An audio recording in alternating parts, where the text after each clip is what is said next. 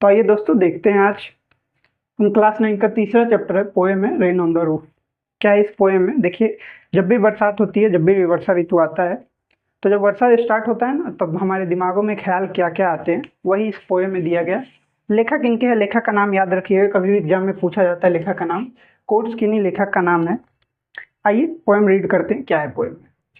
When the humid shadow hover. अच्छा, humid shadow क्या होता है? जब भी वर्षा आती है या बरसात होता है, तब हवा में नमी आता है। यहाँ पे किसको किया गया? ह्यूमिड में ह्यूमिडिटी होता है, नमी को बोलते हैं। किसको बोलते हैं? नमी को। याद रखिएगा हमेशा humid shadow.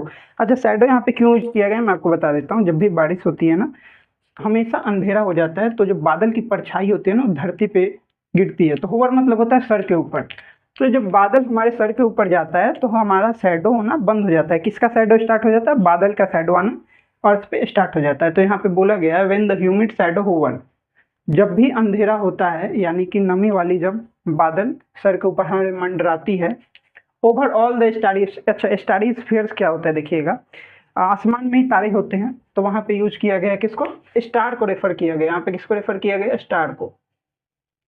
Starry spheres all over, मतलब स्टारी स्फीयर हमारे सर के ऊपर घूमते रहते हैं। एंड द मेलकोनी डार्कली, मेलकोनी मतलब सैड। क्या होता है मेलकोनी? मतलब सैड। सैड मतलब दुखी। अच्छा, कभी बरसात देखिएगा ना, तो मौसम ऐसा कर देता ना, स्टार्ट होने से पहले बरसात मौसम ऐसा कर देता है, एकदम दुखी वाला मौसम कर देता है, अंधेरा कर देता है। इसको डार्कनेस को क्या बोलते हैं? अंधेरा। जेंटली वीप्स इन रेनी टीयर्स। वीप्स मतलब होता है रोना, टू क्राई। वीप्स मतलब टू क्राई। वीप्स मतलब टू क्राई। अच्छा, यहाँ पे वीप्स क्यों यूज किया गया? जब बारिश होता है ना, तो यहाँ पे लेखक ये बोल रहा है ना कि बारिश आंसुओं के रूप में अपना पानी के बूंदों को गिराता है धरती पे, बहुत हल्के से। What a bliss to press the pillow. अच्छा, ब्लिस मतलब क्या होता है? देखिए यहाँ पे ब्लिस मतलब होता है आशीर्वाद, या ब्लेस को ब्लिस बोलते हैं। ब्लेस मतलब होता है आशीर्वाद, उसका दूसरा फॉर्म है bliss. What bliss to press the pillow. Press the pillow यहाँ पे रेफर किया गया। आप कभी भी सोने जाएंगे तो सर किस पे रखेंगे? तकिए पे रखेंगे।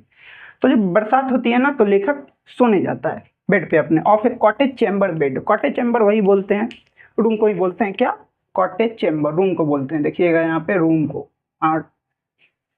रूम को बोलते हैं कॉटेज चैम्बर। तो रूम के बेड पे लेखक सोने जाता है। And lie listening to the patter of the soft rain. Patter मतलब क्या होता है? Sound of rain. ये हमेशा याद रखिएगा, patter of the sound of rain, उसी को क्या बोलते हैं? पैटर।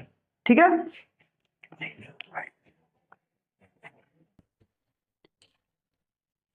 And lie listening to the patter of the soft rain overhead. और लेखक अपने बेड पे लेट जाता है और किसकी आवाज सुनता है?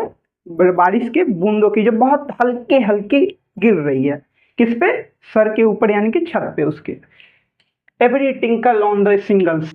देखिए, ग्लॉसरी खोलिए अपने बुक का, ग्लॉसरी में टिंकल दिया है। मैं हमेशा बोलता हूँ ग्लॉसरी देखिएगा। टिंकल मतलब होता है raining sound, light raining sound का मतलब होता है टिंकल। लाइट रेनिंग मतलब soft sound, soft sound, soft sound of rain. ठीक है। सिंगल्स मतलब क्या होता है? अच्छा, जो छत के ऊपर हमारे टाइल्स बिछाते हैं ना, मतलब छत के ऊपर जो होता है हम लोग का रूफ टॉप, उसको बोलते हैं single. Every tinkle on the single मतलब हर बूंद बारिश की जो छत पे गिरती है, has an echo in the heart. Echo मतलब क्या होता है? Reflection of sound. तो हमारे दिल में वो बार बार एक ही आवाज धड़कते रहता है। And 1000 dreamy fancies. Dreamy fancies मतलब यहाँ पे क्या बोल रहे हैं? जैसे लेखक बारिश से स्टार्ट होता है ना, अपने ख्वाबों के हजारों जो यादें हैं वो उसके दिमाग में ताजा हो जाती है। इनटू बिजी बीइंग स्टार्ट, जो पहले बहुत व्यस्त था उसका दिमाग, अब क्या हो जाता है? ड्रीम आना स्टार्ट हो जाता है, लेखक को पुरानी यादें स्टार्ट हो जाती हैं। And 1000 recollection weave their air threads into woof. Woof भी दिया देखिएगा, वेफ्ट होता है वूफ, मतलब कपड़े को सिलने को क्या बोलते हैं? वूफ बोलते हैं। And the 1000 recollection weave their air thread. Weave मतलब क्या होता है? बुनना। वीव मतलब क्या होता है? बुनना, बुनना। वीव मतलब होता है बुनना।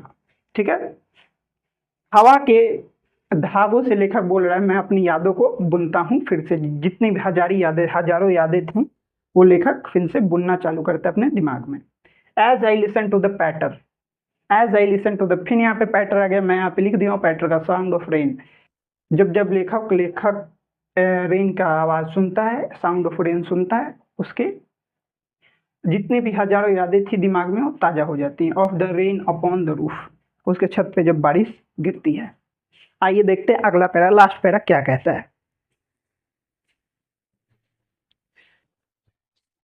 आइए देखते हैं लास्ट पैरा में क्या है।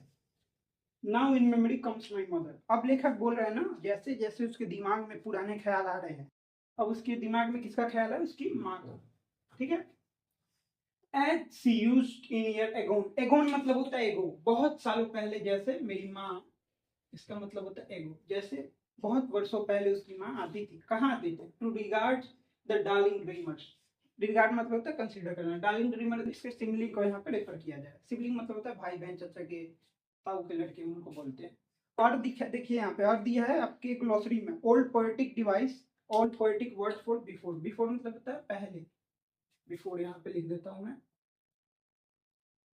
ये इंपॉर्टेंट वर्ड है, इनको थोड़ा याद कर लीजिएगा, या में आसानी रहेगा आपको। Before she left them till the dawn, till the dawn मतलब सूरज डूबने के बाद, उसको क्या बोलते हैं? Till the dawn. वो आती थी, कहाँ आती थी? इसके कमरे में आती थी। Oh I feel her fond look on me. अब लेखक बोल रहा है, अच्छा मुझे महसूस हो रहा है, फॉन्ड मतलब होता है फूल, उनका प्यार जो मुझ पे था, मेरे लिए जो उनका प्यार था वो मुझे महसूस हो रहा है धीरे धीरे। As I list to this refrain, list मतलब देखिए ग्लॉसरी में दिया है old poetic word for listen. Listen मतलब होता है सुनना। As I listen to this refrain मतलब क्या होता है? रिपीटेड साउंड, मतलब एक आवाज जो बार बार बजे। यहाँ पे आवाज किससे रेफर किया गया? पैटर। पैटर मतलब sound of rain, sound of rain हमेशा याद रखिएगा। पैटर मतलब sound of rain, which is played upon the singles, जो कहाँ बज रहा है? कौन सा आवाज कहाँ बज रहा है? इसके छत पे जब बारिश की बूंदें गिर रही हैं तो उससे आवाज जो आ रही है उसको क्या बोला गया? रिफ्रेन मतलब बार बार बजना। By the patter of the rain, patter से पैटर ऑफ द रेन, जो बारिश की बूंदों से आवाज आ रही है उसी को बोला गया यहाँ पे पैटर ऑफ द रेन। एक बार मैं आपको समराइज कर देता हूँ स्टोरी को, क्या बोला है। पहले पैरा में लेखक बताया है ना कैसे बारिश जैसे जैसे आता है ना वैसे वैसे इसकी यादों को ताजा करता है। दूसरे पैरा में है कि लेखक ये बता रहा है ना कि मेरी यादों में जितने भी पुरानी यादें हैं। उसके बाद थर्ड पैरा में है इसकी माँ इसकी यादों में आती है, इसके माँ के साथ इसका प्यार इसमें दिखाया गया है। ये है थर्ड पैरा। ठीक है। कोई भी दिक्कत हो इस चैप्टर से लेकर कमेंट कर सकते हैं, मैं आपके डील कर